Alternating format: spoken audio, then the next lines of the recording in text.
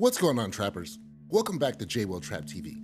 If you're like K9 and you're betting on this channel, make sure to hit that like, hit that subscribe, and put a notification bell so you know when I go live or make a new video. I wouldn't want you to get dropped over a like. Let's go. Yo, welcome back to J-Will Trap TV. How's it going, guys?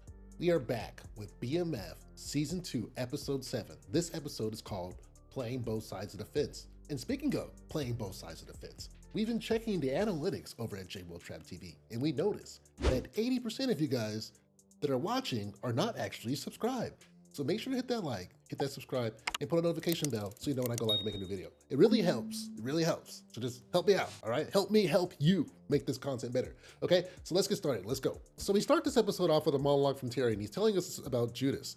Judas is a guy who played both sides. So I wonder who's going to be playing both sides in this episode. Episode starts off and we got Brian opening up a trunk with B. Mickey in it. Brian asks B. Mickey for his bricks and B. Mickey says he doesn't know where they are, he doesn't know where Meech is, and Brian says that he's just going to hold him here indefinitely. And he's holding him, he's upset that his drugs are missing, and he's telling him that if he doesn't get his drugs back, that he's going to move his mother back to the bad hospital, that he's going to pin Cato's murder on him. We come in on the BMF family and a lot of other guests over at Saki's funeral. It looks like they're having it at the church.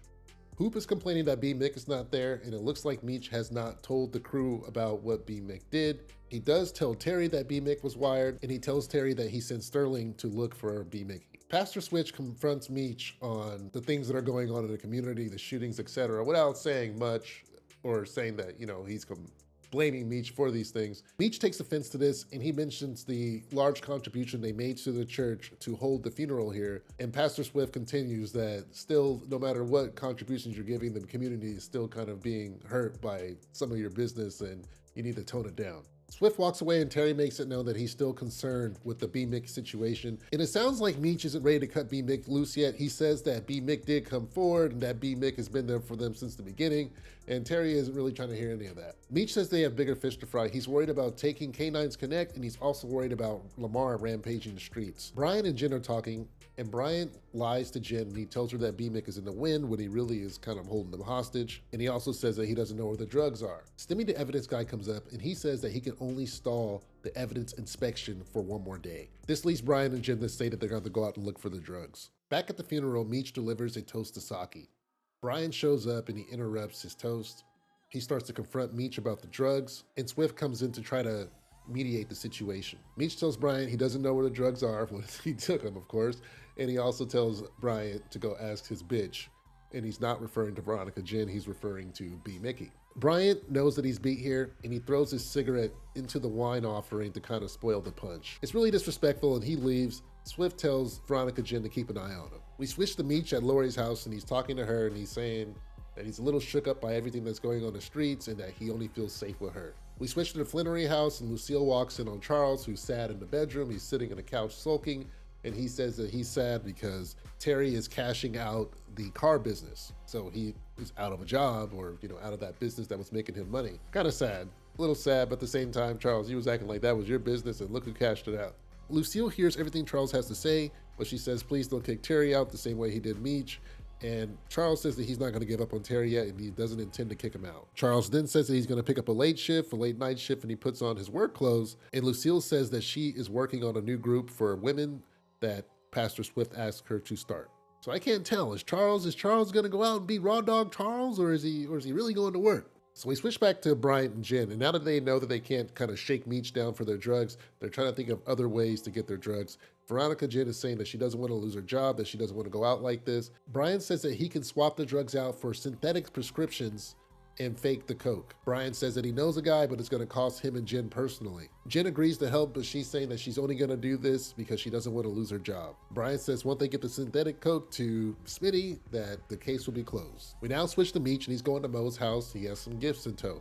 He says he wants to give them to the kids, but the kids aren't there, and Mo blames this on him, but really this was all to keep the kids safe. But yes, it was Meech's fault that the kids had to go. Meech gets introduced to Mo's niece named Katina. Katina's a little feisty, and she says that if Meech is ever in Hotlanta, she should hit him up. Mo sends Katina away, and then she asks about Lamar. As I was mentioning last episode, she says that she is Lamar's weakness. She says that she can help Meech get him. Meech says that he doesn't want to involve her. Mo says that at this point she is already involved, and this is about the safety of her children and that they need to do something. So we now switch to Wanda and her mom Desiree.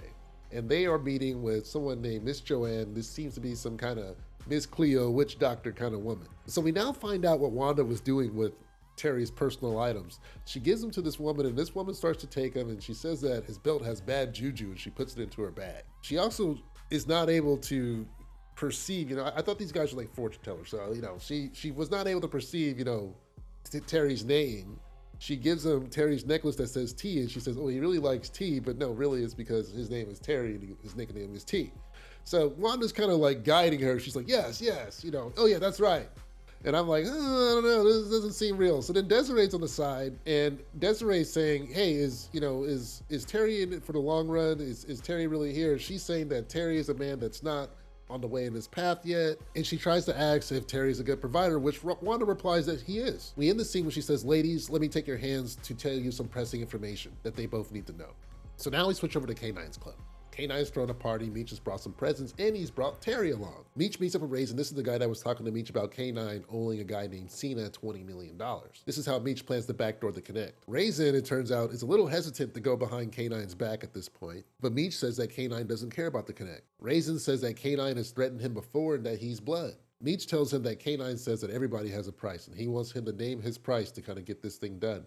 And Raisin says that he wants 10% of everything. Meech says it's a done deal, let's get started, let's get going right now. Raisin says that he's gonna need more time to manage K9 and Cena, and that Cena's not gonna wanna do anything new until he gets his $20 million from K9. Just as they're having this conversation, we hear bang, and then we go over my boy K9. My boy K9 just dropped somebody, and it turns out that somebody is his auntie Dottie, shot her right in the ear. She's laying on the ground moaning, and he's yelling at her, accusing her of stealing. He wants her to get up off the carpet ASAP. Raisin protests K9 shooting her, but K9 tells him to shut up too. He says that he's gonna leave and go out and hand money to poor folks. Meech and Terry, they're standing at the top of the staircase, and they're looking down on this, and they're just like, man, this fool K9 is insane. So now we switch to the car with Tony. So now we switch to the car with Terry and Meech, and Terry's like, fuck meeting with Cena. This dude K9's insane. I don't think we're gonna survive this if we try to take this dude's Connect. Meech says the deal is happening and that Raisin is setting up tickets to St. Martin and he's gonna come with them to be a translator. Terry says that he doesn't trust Raisin and that they should leave him and take him as the translator. Meech at first isn't very sold on Terry's 2 semesters of high school Spanish. And he explains that this deal is very important because this will take them from being buyers to suppliers. After this deal, people like K9 and Boom will be purchasing drugs from them. Eventually, Meech relents and allows Terry to handle the translating and the arrangements for the trip. At this point, Terry gets excited and he says that he's gonna arrange for the guns as well. Meech says, whoa, we're not bringing any guns to this trip. If we bring guns, then they're not gonna wanna do business with us. This is about trust and respect. Terry eventually agrees to this and we end the scene. We now switch to Terry at the FDI office. He's in line, and instead of going to Markeisha, who's open, he lets the next person go to Markeisha and he goes to meet with the next attendant. He goes up to the other attendant and he starts flirting with her. He asks her for a ticket to St. Martin. He also asks for Spanish translations. Markeisha walks up after she finished with her customers and she asks, why are you asking for Spanish translators? In St. Martin, they don't speak Spanish. Terry says you never know what you'll run into and that he might be speaking to some women out there. Markeisha writes a note to him and tells him that he can take a fast track on Spanish at this location tonight. And it looks like it might be a date. Terry takes the note, but he's still kind of playing Playboy and he's not really receptive to her help. He then picks up his brochures and he throws them away and he says that he's no longer in the car business. After this, he waves bye to Dwayna, but he doesn't say goodbye to Markeisha. We switch scenes and now we have Mo meeting with Lamar at her house. It seems like she's trying to play him. She says that she feels bad that he got hurt by Meech. She then says that he is really Zoe's father and that she wants to work on their family. This gets Lamar excited and he says, I always knew I was her daddy. He says that he wants to work on stuff and he agrees with her that they should take things slow. At this point, the dog starts whining and Mo says it seems like he's sick. He's crying on the floor and Lamar says that he should probably get him home. He gets up to leave and as he tries to hug Mo, Mo says, wait a minute, I thought we were taking things slow. Lamar says, well, it was worth a try, and then he heads out. As Mo shuts the door, she pulls out her pistol. She's like, woo shit. So she had her pistol just in case and it does look like she's trying to play him. So let's see where this goes. So now we come in on Wanda and Terry, and it seems like she has told him about visiting Miss Cleo. Terry is yelling at her to get another pregnancy test, and that he wants her to go get all of his stuff back from the witch doctor. It seems like Terry don't want the baby. He doesn't believe anything that this lady has said, and he's saying that these kind of people are against his religion. Wanda says that Terry doesn't have a religion, and he only uses religion in defense of things that he doesn't want to do. Desiree interrupts their argument, and she says that babies are a blessing and that he should chill out. And Terry gets upset and then he just takes off. So right after this, we have Terry and he's meeting up with Markeisha. So he's in love with this girl. They are downtown and he's telling her him and Meech had this big opportunity and that if he makes this deal, he'll be able to get her a house. and that when he read that note that she left him in the last episode, that it really hurt him and that he never thought he would be able to talk to her again. She apologized for how she acted, and she tells Terry that he's not a kid. She's excited about the house, and she tells Terry to go knock that deal down. At this point, a woman walks up trying to sell them some flowers, and Terry buys a whole bouquet of flowers for Markeisha. He tells her that because he wants to start things right, he lets her know that LaWanda is pregnant again and that she must have gotten pregnant before him and Markeisha got serious. Markeisha isn't happy to hear this news, but then Terry says that he's not in love with LaWanda, but that he's in love with Markeisha, and we end the scene. We now switch to the Flannery house, and we got LaWanda, we got Desiree, we got Nikki, and we have Lucille. At this point, Wanda and Desiree have informed Lucille about the new baby. They let her know that Terry wasn't very receptive of the news, and Lucille says that Terry can be blunt, but he always takes care of his obligations. Desiree says that Wanda and her grandsons aren't obligations, which is a good point. But then she asks, is there a way that you can control Terry? Wanda is kind of against this control idea, and Lucille says they tried to control Terry before and it kind of backfired and pushed him further away from them. Lucille then tells LaWanda that no matter what happens between her and Terry, that any child she brings into this world will always be welcomed by their family. I don't know if this is enough for LaWanda. We now switch to a club, and it looks like we have Mabel and our friend, Raw Dog Charles. Charles and Mabel are at this club, and Charles is definitely out of his element. And I thought, he thought that Charles was gonna, tone it down a bit, but it looks like last episode, Charles, he slept with Mabel again, and now he's kind of pursuing this relationship. And he's even lied to Lucille at this point, saying that he's going to pick up an extra shift at work, but really he's out hanging out with Mabel. So Mabel sits Charles down at a booth inside the strip club, and she asks Charles if he's ever been with two women at the same time. And Charles is like, oh, what the hell? You think I'm a freak? Are you a freak? And Mabel doesn't answer, but then she brings over this stripper, and she tells the stripper that she wants Charles to be turned out. She tells her to take her clothes off, and she starts dancing, and Charles is having a good time. He's focused. But then he sees Meech, Big Meech, across the way in the strip club, and Meech stands up and looks at him like, what the hell? And I'm like, Jesus, whoa, this is nuts. This is the last thing I expected to happen, right? So Charles sees Meech, and once he makes that eye contact, he is out of there. He leaves Mabel, and Mabel continues just to throw up that cash. So now we switch to Meech in the club, and he's chilling with Sterling, it turns out. And Meech is a little shook, he's still kind of staring over in Charles' direction, even after he's left him. Sterling's like, hey, you hear me, man? Hey, B. Mickey, we can't find this B. Mickey. He's really pulled the Casper move. And then we end the scene. So now we come back at the Flannery houses the next day, and we got Terry, he's in his room, and Nikki walks in, and she says that she heard that she's gonna be an auntie again. And Terry's like, what? No, that's not true. And Nikki says, yes, it is. I heard you and Wanda having sex.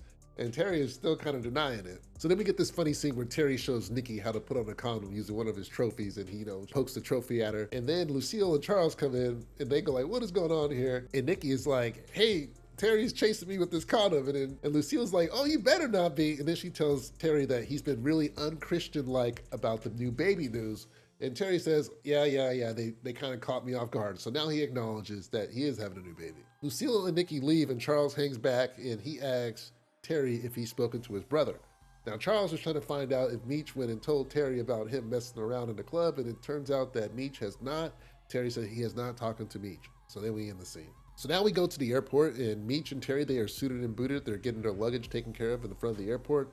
And it turns out, against Meech's orders, Terry has paid the airport security to smuggle his guns into the plane, and Meech is very upset. He berates Terry for doing this, and he tells him that this is his operation and he needs to fall in line, and we end the scene. So Meech and Terry, they land at St. Martin, and if you don't know where St. Martin is, because I didn't know where it was, it is this little island up here off the coast of Haiti, close to the US Virgin Islands. Meech and Terry have landed, and they walk into their hotel, and Terry's already speaking Spanish to folks, and it sounds pretty convincing.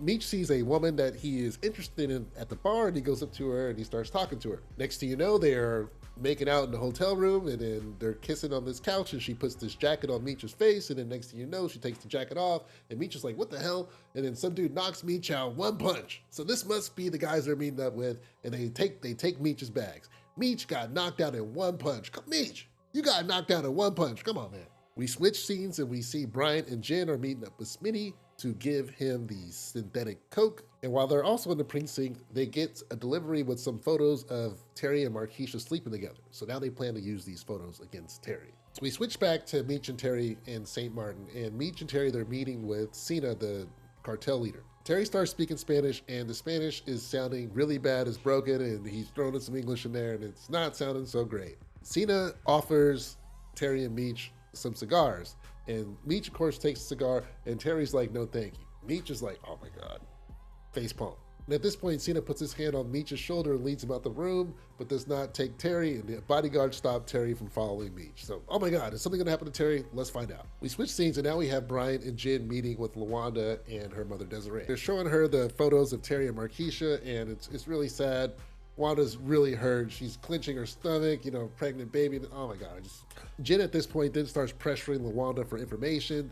Starts, trying to get her to flip on Meech and Terry. And Desiree's like, hold on. How are you guys going to confront her with all this stuff at this time? You guys need to back off and give her some time. Brian tries to tell her that she has 48 hours to cooperate, but LaWanda says that's not true because she's not involved in any of their drug business. So now we have Meech alone in a pool house, and he's meeting with Cena's folks. The woman that jumped him earlier is telling Meech to take off his clothes, asking him if he's wearing a wire, and Meech says that he's not a snitch and he doesn't want to take the clothes off, but eventually he does. He gets into the pool with Cena, and they're having a man-to-man conversation. It turns out that Cena does speak English, and he asks Meech why they brought guns, and Meech covers for Terry and says that he just wants to look and appear proper as if he was in a position of power, and he tries to go forward with making a deal. Cena says that he still wants his $20 million, and Cena's people ask Meech if he's prepared to kill K9 and allow Raisin to take over. Meech is a little caught off guard, and he says that Raisin made some arrangement that he did not discuss with Meech, and that he did not come out here to set up a deal to kill K9. Meech says he wants to deal with them directly, and that his and Cena's business is his business, and K9 and Cena's business is separate.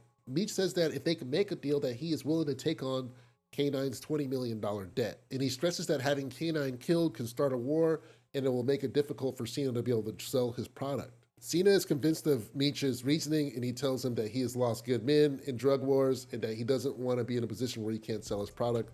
Terry is then brought in when he starts to sell the business, and he asks for 100 kilos. Cena jokes that Terry is rude and says that he's going to give them 300 kilos, and he welcomes them to the big leagues. Meech is concerned about the 300 kilos, and he wonders how he's going to get those back into the United States, and Cena's people lets them know that the drugs are already in the United States waiting for them. So it looks like Meech has secured his connect. He shakes hands with Cena, and we end the scene. So we switch to Brian and Jen, and they are going to Brian's house. We come in, and Kevin, he's hanging out with his friend Gordon. Kevin meets Veronica Jen for the first time and remarks that this is the first time he's seen his dad have a woman as a partner, and they start to chat and get to know each other. While they're chatting, Brian goes in, and it looks like he is taking B. Mickey's murder weapon out of his safe. He comes back into the living room, and it seems like he's happy that Kevin and Veronica Jen are getting along so well. I think Kevin does need someone a little lighthearted, considering that Brian does think he's the toughest guy in Detroit. So now we switch to Lamar and Al, and they are at the vet. They're in the waiting room, and Lamar gives the news to Al that the vet is saying that Blackie is badly hurt internally and that he should probably be put down to avoid the suffering. Al says that he feels bad about the dog, and Lamar's like, screw that, you don't care about my dog. And Al says he cares about Lamar, which in turn means he cares about the dog. Lamar says that he's not going to give up on Blackie, and that he's going to continue eating his Hungry Man dinners every day, and that he's not going to give up on Blackie. I'm sitting here thinking, I think those Hungry Man dinners is probably why the dog isn't recovering from those internal injuries. But we'll see. We go back to Brian's house, and Brian and Jen are leaving. They're outside, and Brian thanks Jen for hanging out with Kevin and, being really nice to him. And he's really, really thanks her. He says, hey, let me get a hug. Goes in for the hug, and the next thing you know, they come out the hug, and Veronica looks at him, and they start kissing and making out. And we see Kevin looking through the window. So I don't know what Kevin's thinking. I don't know if he's hopeful. I don't know if he's worried. Who knows? And I'm wondering about Veronica Jen because, Veronica Jen is getting deeper in with Brian, but then she was, an episode ago, she was saying he was dirty. So where are you going with this, Veronica? I thought this guy might be dirty. I thought you were, clean. Meech and Terry, they go to a shipping container loaded with computer parts that actually contain their 300 kilos of coke. Raisin sneaks up behind him and tries to take a shot, but then he's immediately killed by Sterling. And Meech says that he knew that Raisin was trying to set him up, so he had Sterling follow him, and now Raisin is dead. And Terry's like, oh my God, what the hell? When K9 finds out about this deal, and when he finds out that, we killed his cousin, he's going to be really upset. Now we switch to the church, and Pastor Swift, he's giving a sermon. Lucille is here. She's in the audience. And he's giving a sermon. He's saying that you have to watch out for false prophets because they can be wolves in sheep's clothing. And then, boom, we have Lamar. He comes in with his dog, and his dog seems to have passed away.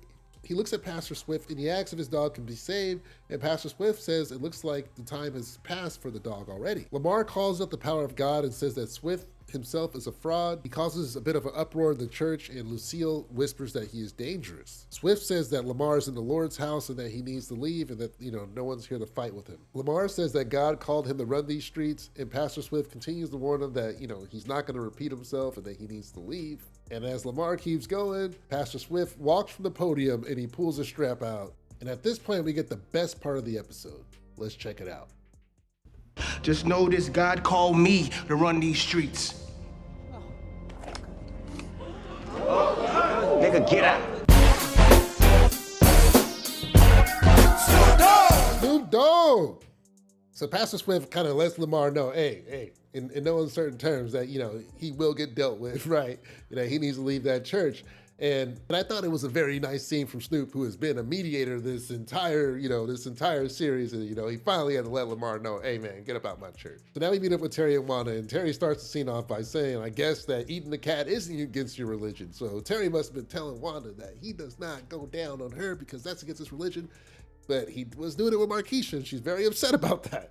She shows him the photos and she says that she was all in for Terry, that now she's pregnant again by him, and that he's thrown his family away to be with someone's auntie. She calls Markeisha an old bitch, and Terry says that he got with Markeisha after she left him. Terry says he's still gonna be there for her and take care of the baby. Wanda gets upset and says that Bryant is looking for him and that she's no longer covering up any of his criminal activities. Dang, man. So, hey, that sucks. I feel like Wanda was a good girl. We'll see what happens with him. So now we switch to B. Mick. He has escaped from Brian's car. He gets out and he checks his pager. He's gotten a few pages, and then we see him leave the scene. We switch to Wolf Records, and Meech is here, and Charles comes in to talk to Meech. Charles says that he isn't perfect and that he's always tried to set a good example. Meech says to keep it real, props to Charles because, as far as Meech is concerned, he could never be with a single woman, so he doesn't really see a problem with what Charles is doing.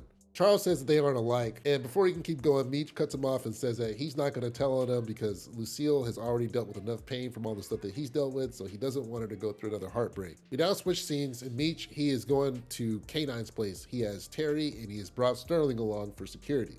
He asks K9, what up, though? And K9's like, what's up? K9 confronts Meech about going behind his back and taking his connect. Meech says an opportunity fell in his lap, and he had to take it. K9 isn't happy about being backdoored, but Meech says that he dissolved his relationship with them, so why couldn't he start a relationship with the Columbians? Meech says that Raisin betrayed everyone and that he was going to try to have K9 killed. He says that he came to K9 as a man and that he wants to move forward. K9 says that he knew that Raisin was up to something, that if he were in Meech's shoes, he would have done the same thing. He says the mentorship is over and Meech is a boss now. He tells Sterling to relax and that everything's all good. He sits down and we see that Miss Dottie comes over and brings him a fresh plate, and he says that, hey, sometimes you can forgive family. So things are all good with my boy K9. Yay! Dang, I thought K9 was gonna have to die. But I was right about Meech coming in and getting that connect from the beginning of the season, because that's what he said. He said, we're going after K9. So they got that connect. As this meeting's ending, T gets a call from Markeisha, and it seems like she's in trouble. We can see the police are in the background, and it looks like maybe she got into another situation with Boom. We switch scenes, and Terry meets up with Markeisha. They're in his car, and Markeisha says that she snapped and smashed a bottle over Boom's head when they got into an argument. Terry's like, okay, well, why don't you just leave him? Leave this guy. This guy is crazy. And Markeisha kind of breaks down. She says that it's not easy to leave Boom, that they're married, that women don't come forward because everybody has an opinion on what they should do and what went down. And Terry keeps on pressing her, like saying, okay, well, you just break up with this dude. I'm going to take care of you. And then she says, like, no, I need to go check on Boom. Like, you don't understand what's going on. This is married. You're still a kid. You don't understand grown-up relationships. Marriages are difficult. And she just pretty much says, like, hey, I want to be taken home, and you need to focus on your family with LaWanda. So, like, Markeisha's kind of swinging back and forth, a second she's down, a second she still wants to work on her thing with Boom. Earlier in the episode, she was, as long as Terry got the deal in the house, she was ready to go. But now she's got to, something happened with Boom, and she still wants to, still cares about him. So I'm not sure where this is going to go. We'll have to see. So now we switch to B. Mickey. Now that he's gotten out, he's in the hospital, and he's going to check on his mother. As he's checking in, he's informed that his mother passed away 2 days ago, and the hospital was trying to contact him and page him. Of course, he's been, locked up in the trunk, and he didn't get that information. So B. Mickey, he kind of breaks down, he takes a seat, and he starts crying.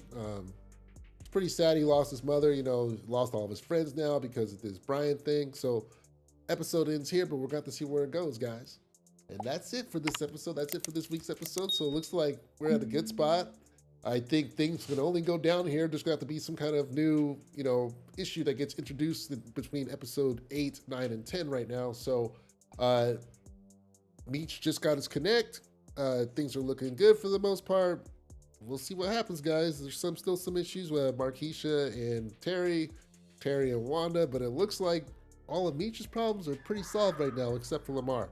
So thank you guys for watching the video. Make sure to hit that like, hit that subscribe, and put a notification bell so you know when I go live or make a new video.